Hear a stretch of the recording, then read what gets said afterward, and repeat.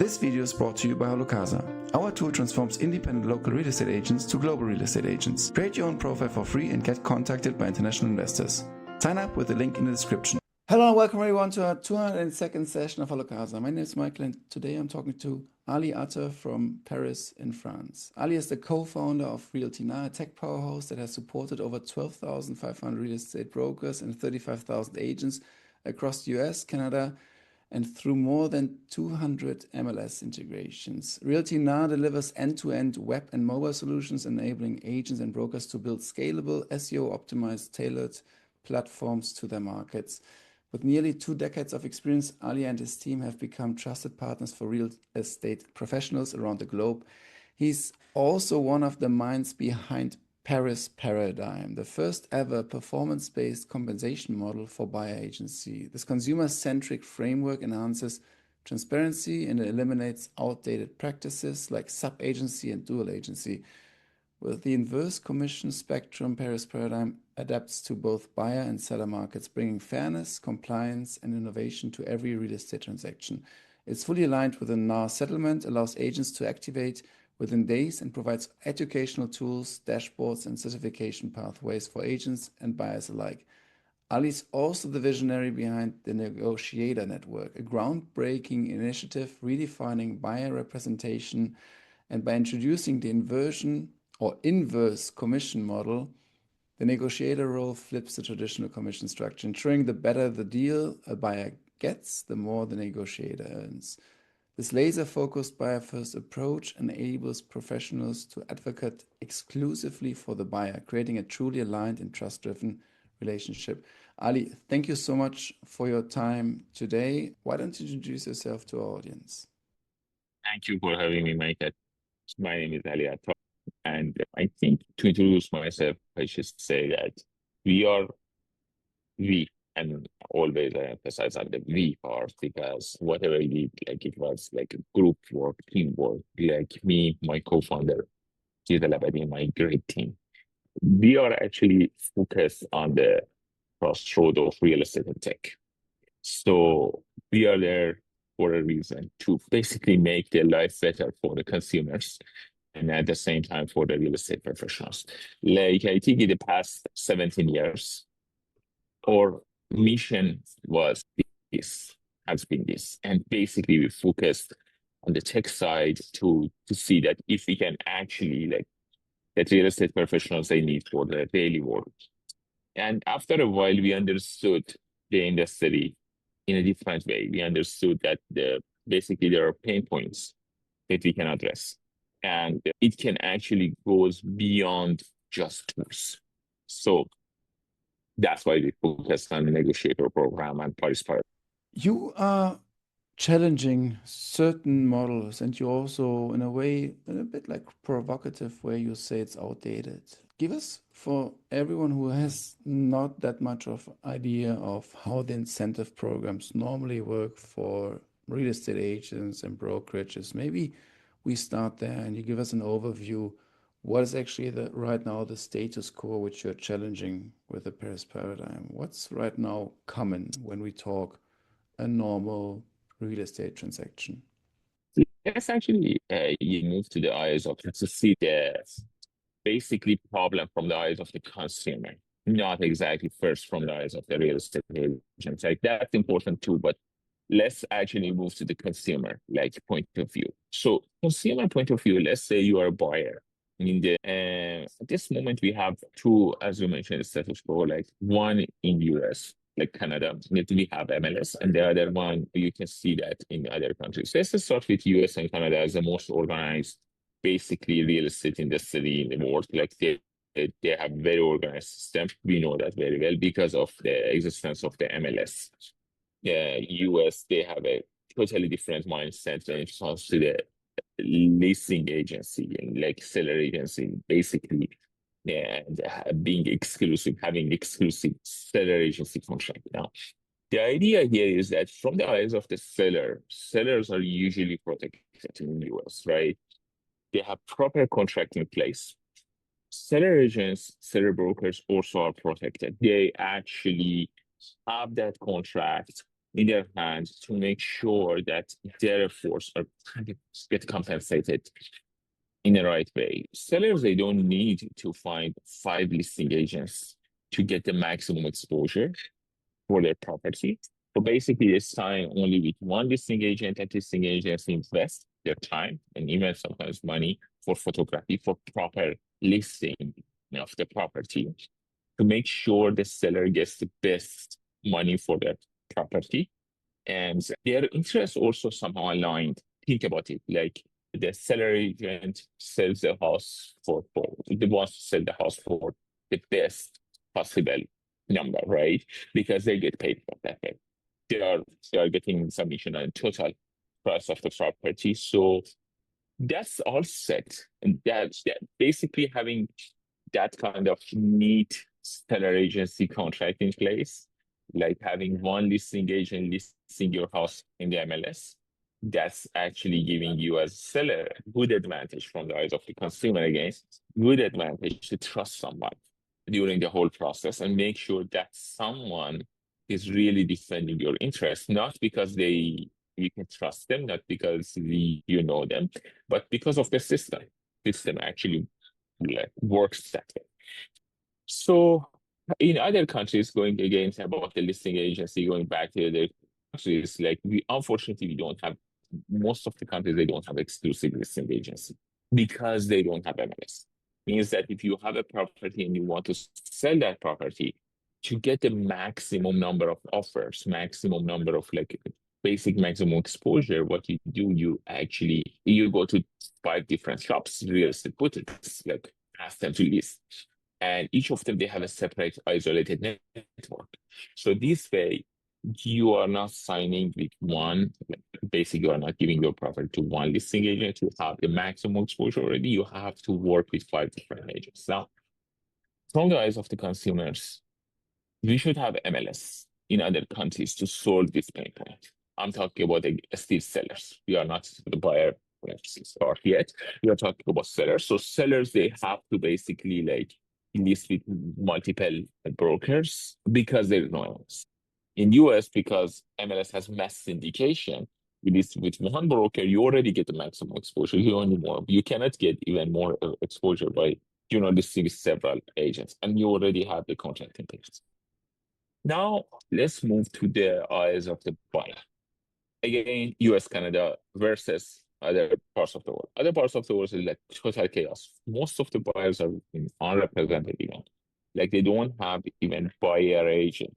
Like there is no buyer agency in other countries. Usually we have a dual agency situation, right?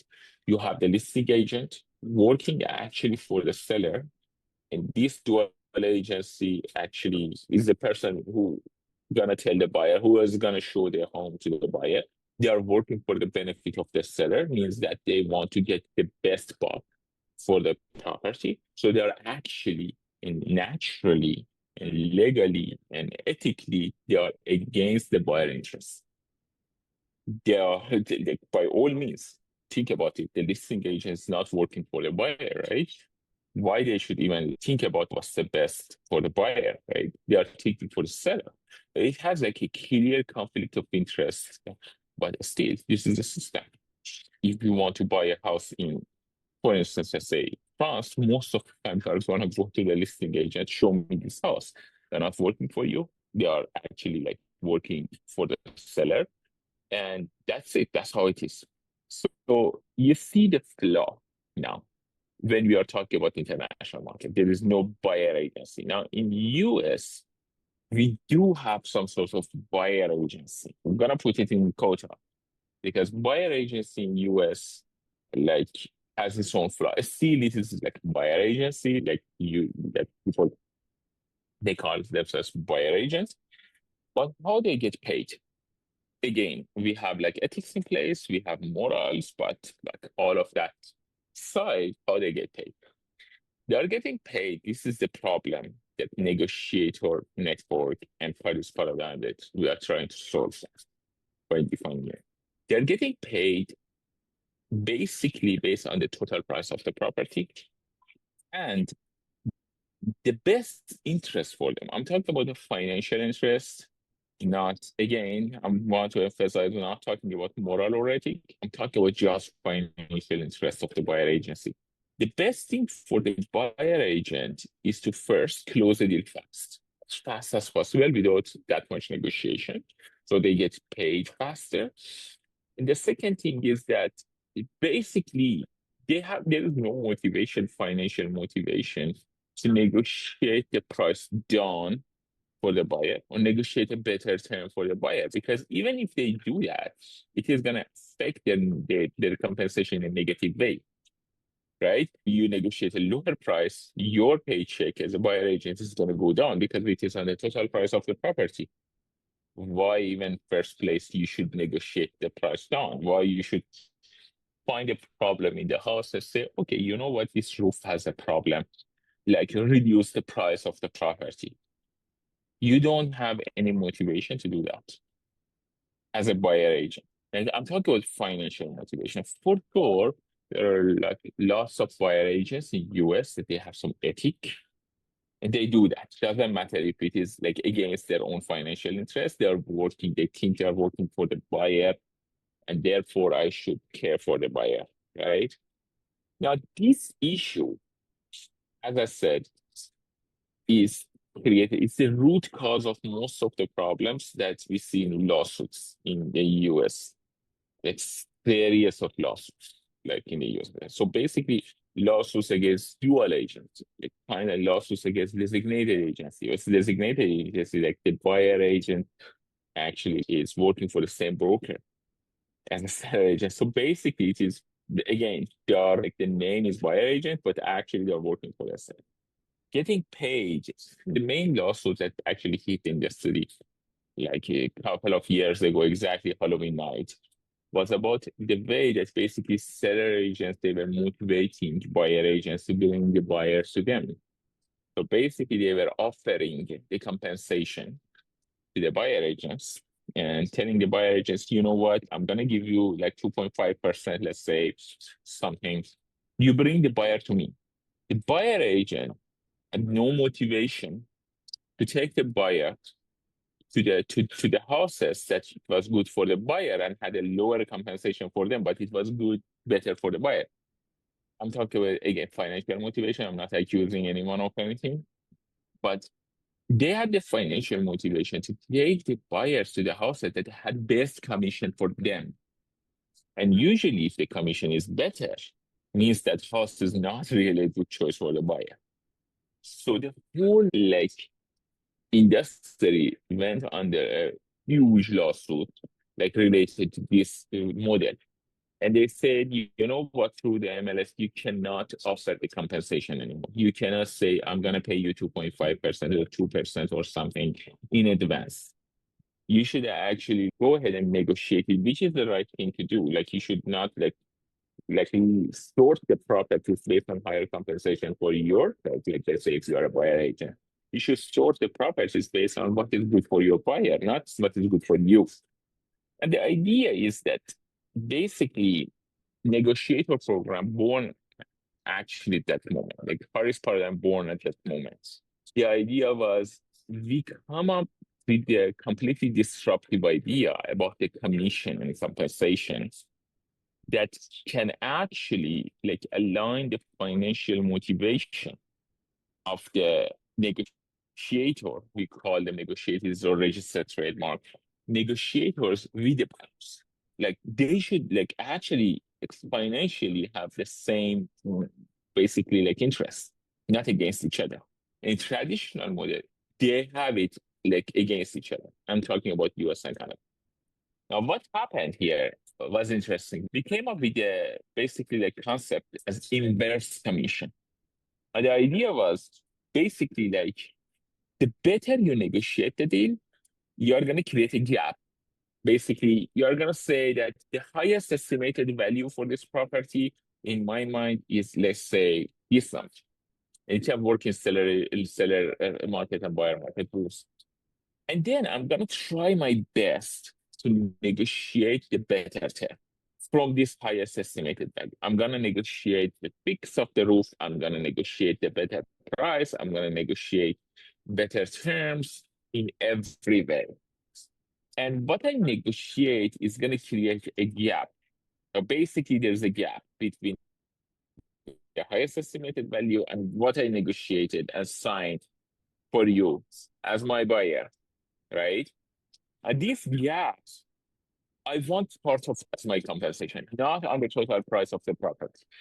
So I'm getting compensated based on the gap. And basically, this is systematically, we are not talking about certain person or the ethics, systematically aligns the interests of the buyer representation with the boss, aka negotiator, as buyer representation. So basically, this way, buyer representation has all of the motivation in the world not to close the deal fast, because closing the deal fast, they didn't, they were not negotiating enough, but basically close the deal in a way that's best, it is in the best interest of their buyer, because this way they get paid more. Now, we are talking, for example, about 30%, not 2%, 1% of total price of the property. We are talking about 30%, 40% inverse commission. So I'm gonna actually bring down the price for $100,000, negotiate some, I don't know, like big things, negotiate certain other things, that's technicalities that you have. And then I'm gonna, this $100,000, it was a gap. And I'm gonna get paid 30% of that. So actually I saved $70,000 for my buyer in different ways. And I got paid $30,000 out of that. You don't see the total price of the property here. Actually, it is against the total price. The negotiation is going to go against the total price of the property. Now, this is essentially going to break the collaboration between seller agents and buyer agents. And this is what in the law tools they called collusion, a conspiracy, that buyer agent and seller agent actually they were working with each other because their interests were aligned, not with the buyer, but the interests were aligned between the seller agent and buyer agent. That was the whole, basically, the idea of the discussions of the lawsuit. Gonna break that naturally and gonna convert the collaboration or something like basically something like that between the seller agents, buyer agents to the negotiation against each other. And interestingly, actually, we have the same concept in the law. You, as a, for example, let's say you are a lawyer of one party and a lawyer of another party, we are negotiating usually against each other. You're not negotiating together. Payment method is like actually gonna be against each other. This way, basically, you can guarantee the neatness of the system, the cleanness of the system, by defining a system in a way that basically can work at it. So, a sheet about the general concept of satisfaction. How, as a buyer, do I find such a person who is following this procedure? Do I have to go to your website? Do you have, I don't know, a label where I can say, okay, this person definitely follows these processes so that I know he or she is incentivized in this way? And also, how do I know this buyer is really living up to those standards and just not using this, but then in the end, like Mm. fools me a little bit, telling me like, yeah, I did my best, and this is what you get. Obviously, it's also profiting from it, but there might be also always like some certain black sheep trying to navigate themselves around. So the first question is, how do I Mm. find those buyers from the negotiator network with the label? And look, basically, we have a bidding system, a lead generation system, but this is gonna potentially gonna be the next stage of the program. At this moment, we are onboarding future negotiators to get certified. First negotiators, let's say before this, just buyer agents or just agents, to understand how the system works. So everything gonna start with training, and mentorship. All is about training. So it's a new concept. They should know how to deal that with their own local real estate law, how to write the contract in their own way. Brokers should actually know about it. Brokers should sign the contract for agents to become negotiators. So basically, there are some steps for professionals to be onboarded as a negotiator. Now, the first step is potentially going to be the negotiators advertising that I'm a negotiator too. Like I can be a realtor or I can be negotiators. Which one you want? Talk with the buyer. One of the steps is like really important is to have the mentorship for your buyers, to talk with them. This is something that actually opens the channel for negotiators to onboard the buyer. So they have potential lead interested in a property. They are going to open the discussion that I can actually get paid in two different ways. I can pay in traditional and get paid in traditional way. Like potentially I'm going to get paid like this much for closing the deal for you. This potentially on total price of the property. Or I'm getting paid based on hourly basis that buyers usually they don't like. Or I can get paid based on inverse commission. And naturally, buyer is going to ask, what is inverse commission? Like, tell me, that's interesting. This is a new concept. This opens the dialogue between and it's a good thing because you can actually make the lead hot. You can actually tell your buyer, I'm going to get my compensation based on what I save for you. If I cannot save for you, I'm going to close the deal for free. And I'm not going to get paid on the total price of the property. So you can have peace of mind that I'm going to negotiate the best terms for you. I'm going to bring the price of the property as down as possible. You're not going to leave money on the table. And this is something that buyers naturally they will love because now they know your performance based, not just transaction. Because transaction based commissions, whatever basically you see in the real estate 2025 at this moment is a transaction based. Like it's not success based. So as a buyer agent, like I close this transaction for you and I get 2% of the total price. Completely like the deal is closed. It's a transaction based. I'm getting paid based on part of the transaction. It's not even like success based because success based, you should define the success and that's not like necessarily success. So you are moving towards the performance based basically solution now. I'm getting paid based on my performance. And naturally, buyers like it. The next step is that we are going to send the buyers that they are actually looking to find a negotiator to the certified negotiator. So buyers are going to find negotiators through negotiator.re. And this is our website, www.negotiator.re. And basically, buyers, they can sign up, they can search for a negotiator. Now, about basically, okay, someone tried to cheat the system. For sure, any system can actually cheat it somehow, right? Buyers going around the negotiator or like negotiators taking the buyer in and then they move them to the traditional system. That's a possibility.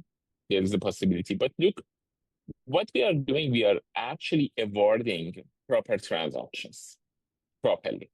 So if you can close the transaction with the inverse commission, you are going to have a registered saved value for your buyer. You will actually be able to tell the world, in the past 3 months, I saved $200,000 for my buyers. This is going to create a portfolio for you, right? You can for sure take your buyer somewhere else. Your buyer actually can do a lot of things, for example, not to deal with you at the end of the day. But the thing is, again, as a negotiator, if a buyer wants to be in the system, they should sign exclusive representation contract for certain property that they already selected with their own negotiator.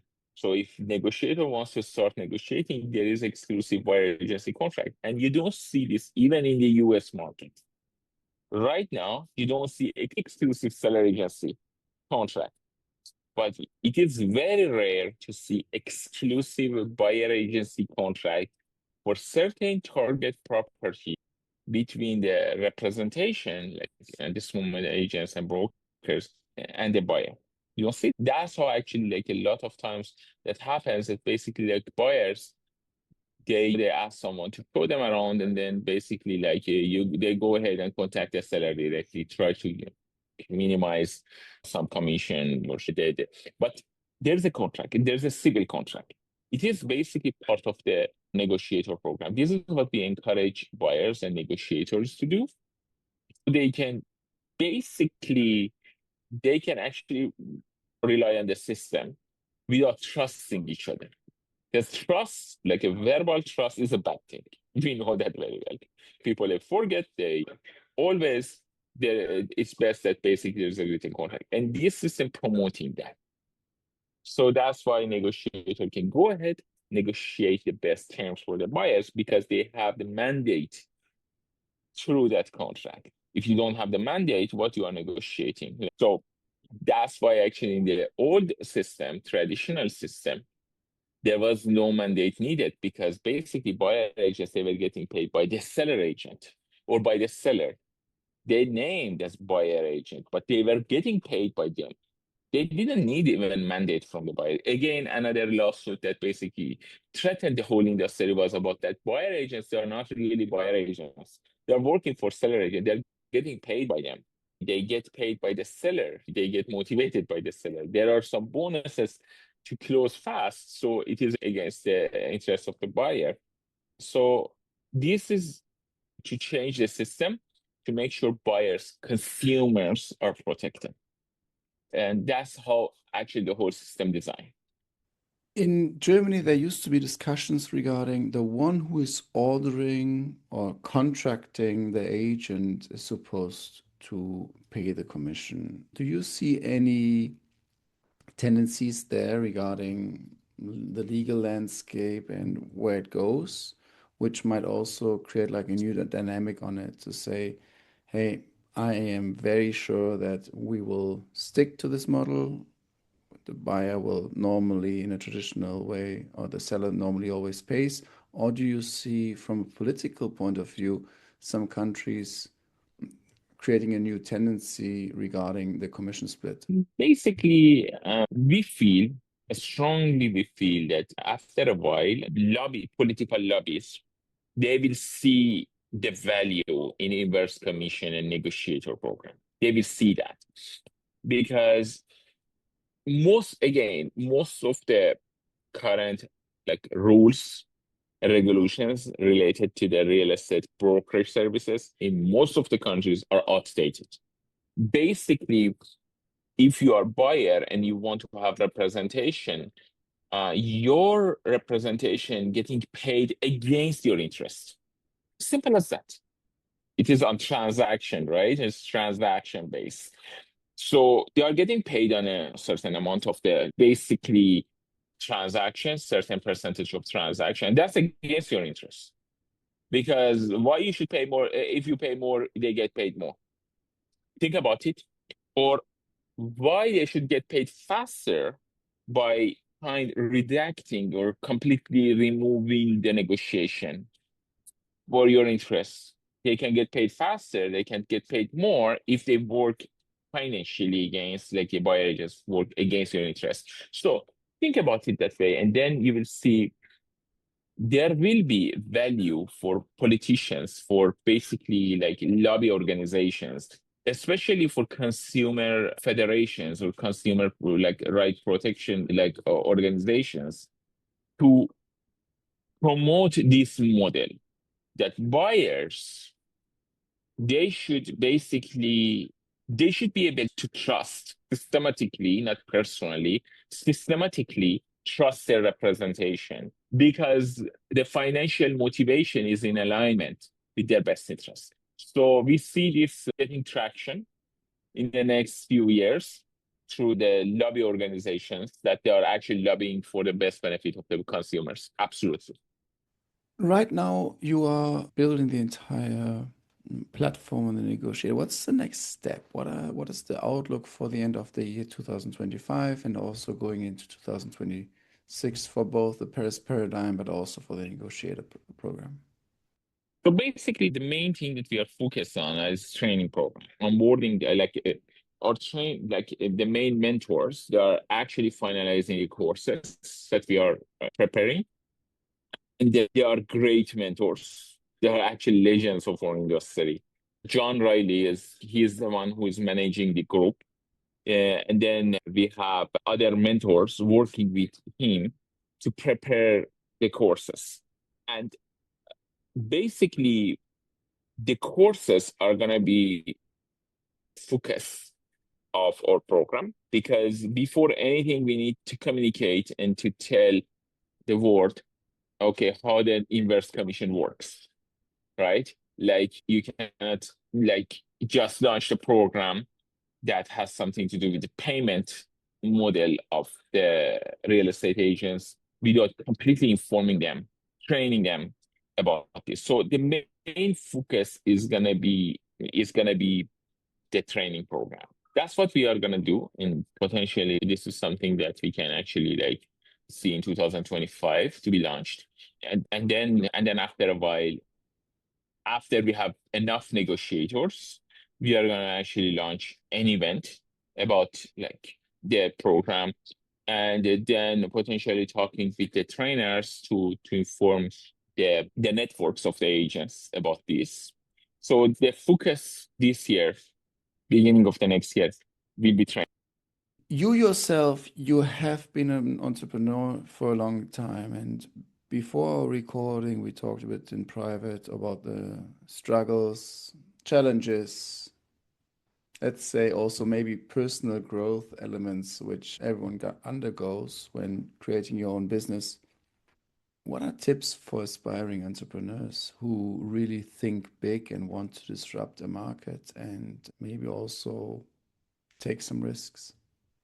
Look, there is no red carpet. Entrepreneurship, unfortunately, like it's by all means, the word is understatement.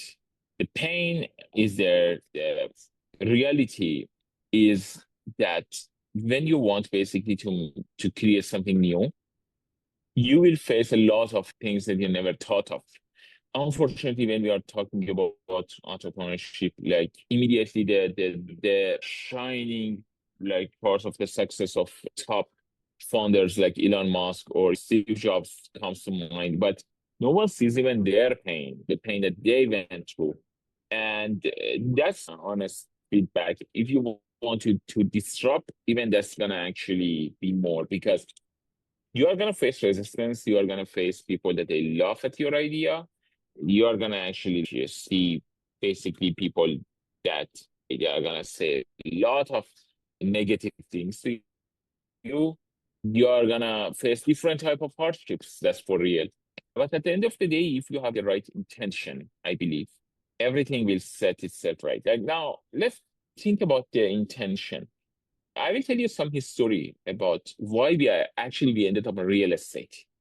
And if I tell you, you will be surprised, actually, like why that happened. Basically, like 20 years ago, like in that time, dad of my co-founder, he had a house, the only thing that he had. Like basically, he was not a rich man. He had just a house, and basically a house that, you know, was the only capital basically that he had. And someone came to him, a real estate agent, like a retail one, like basically because unfortunately in some countries you just pick up the phone and you will be real estate agent. There is no licensing required. There is nothing, like just you on the phone and then you are a real estate agent. No ethics, nothing, absolutely. So basically he had this house, and this person came to him and told him there will be a basically like a municipality plan that they're going to destroy half of your house. And basically, he sweet talked him into selling his house half price. I'm talking about a person who is retired and has nothing else except this house. So after a while, they understood there is a municipality plan, but actually to make a huge park in front of this house and to completely reconstruct the area. This means this guy sold this house 5 times more than what he bought from him. And he always had this sadness in his eyes that he sold our house for nothing. Just imagine like this is the going into global scale, right? Consumers getting hurt because there is no proper system in place for transparency. There is no proper system for like basically like having information in place. There's no proper system even now going to the buyer side. It happened a lot of times to the buyers. Buyers basically each 10K that you pay more for a house, or each 10K that you pay less for a house. This means potentially a year or two, like additional mortgage or additional payment, because they are going under heavy contracts of the mortgage for the next 30 years of their life to buy a property. And then you think about it, the system is so wrong that doesn't give any motivation to the buyer agency, financial motivation. Again, I'm not talking about ethics, because a lot of realtors, I know a lot of realtors or buyer agents that they are actually like really are ethical people by all means. Even if it is against their own interests, they're going to negotiate for the buyer. If it is going to delay the deal, they're not going to negotiate for the buyer, because they know this is going to define the future for the buyer, like, because they're going to end up paying a mortgage for the next 30 years. The intention of the negotiator program or price paradigm, the intention behind it is to basically do something solid for the consumer, to change the system in a way that basically consumers get protected, not by pep talking and telling people this is the ethic, you should follow that, because in some systems that they have defined the ethic as a book, that's already like a lost, like that's already lost. You cannot create a religion or ethic book and tell people, you know what, you should actually be ethical. This is wrong already, because you should set the financial motivation and financial incentives in a way that people they behave. I will tell you one good example. Look, how Uber born. Think about it. Uber born because basically there was no financial motivation for taxi drivers in Paris. Actually, the idea born in Paris, you know that very well. The idea born in Paris, there was no financial motivation for taxi drivers to do something for the consumers that actually is good for them, to basically follow the right path, not go around to take the meter like goes wrongly. Like there was no financial motivation for the taxi drivers to basically be consumer centric. As simple as that. And before that, when we were hailing the taxi, just talking about, I'm not talking about 100 years ago, I'm talking about 10 years ago, you were basically at the mercy of taxi driver, right? You were at the mercy of taxi driver to behave, to like really charge you accordingly. If it was late night, they could ask 3 times of what is the fair like price. There was no system basically to protect the consumer. Am I right? Simple as that, as blank as that. Now, what Uber did, like people, they think Uber basically is a lead generation platform. It is a lead generation platform. But actual story behind Uber is basically the consumer-centric thing. Like consumers, they can see the history of the taxi driver. They have the power. They are getting empowered by the system by basically share their, how to say, rate of driver. And also they have the power to see where the driver is taking them. They have the power to see how much they're going to get paid. The driver is going to get paid in advance. They have the power to basically share their ride with their loved ones to make sure they're not going somewhere wrong, especially if they are from the vulnerable demographic. So it's something that's like for real. It's empowering the consumer. Oh, that's why no one in their right mind or with not a dead battery is gonna hail the taxi anymore. So like you don't see that anymore because consumer behavior changed, because now they feel more protected, more empowered by Uber. A negotiator program price paradigm exactly follows the same concept. We want to make sure consumer feels empowered. If you are buying the most important like basically item of your life, property is the most expensive. Usually, each consumer buys one or twice in their whole lifetime, like a property, right? That's the most important decision of the life. That's the biggest investment of the life. That's something that basically keeps people on the hook of the mortgage for 30 years. If you are doing that, you deserve something better than Uber, even.